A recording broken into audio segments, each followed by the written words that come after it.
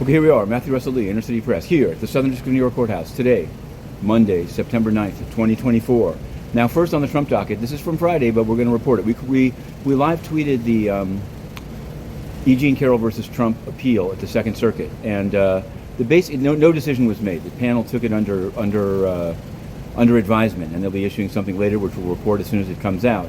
But the main thing, one of the main things, seemed to be that whether the Access Hollywood tape, which was allowed in, whether it was allowed in as proclivity evidence, which might cause a problem, or whether it was in the nature of a confession. That's what Robbie Kaplan argued. So we'll see what happens with that one. Later in the day, and this is news, the sentencing in the New York State criminal case was postponed from September 18th to November 26th after the election. So there's that. We're calling it Mershon punting on fourth down.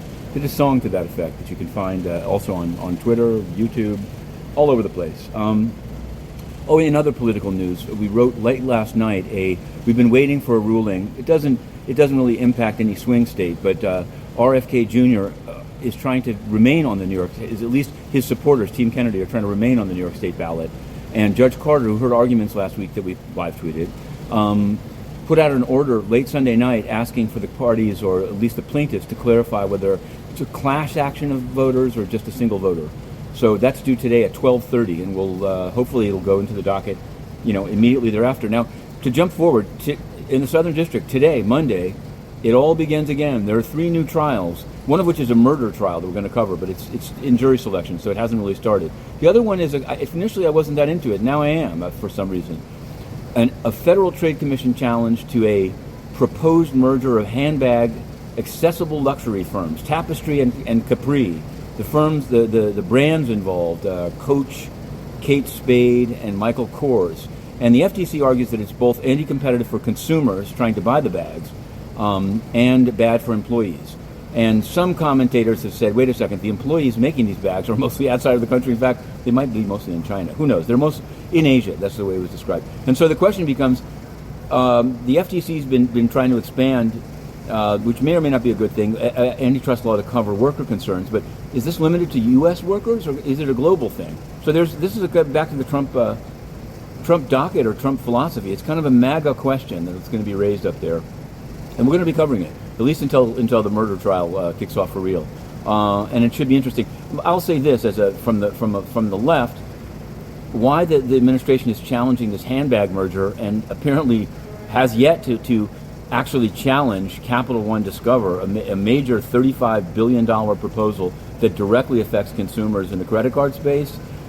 Whatever you think, handbags and not credit cards and subprime auto loans, very strange, very strange. In any event, we're covering the murder trial. We'll get to that later in another day. Now, coming down the pike here in SDNY, somebody in the administration, New York City administration, will be showing up. That's my prediction in the MAG court on very little notice. Maybe it'll be the NYPD.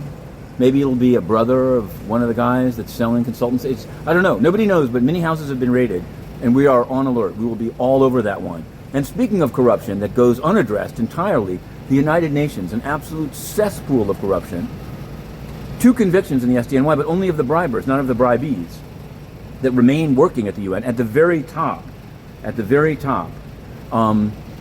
And so does the UN investigate itself? We wrote a story on Saturday about how Antonio Guterres, the current Secretary General, who, to conceal his links to the China Energy Fund Committee, had Inner City Press banned, has in fact violated even one of the few rules of the UN, which is that the top investigator, the head of OIOS, the Office of Internal Oversight Services, NDI, is supposed to be a non-renewable 5-year term that's expiring in October.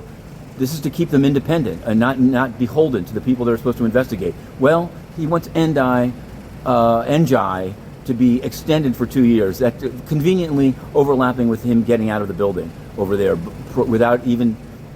All I can say is that if the SDNY,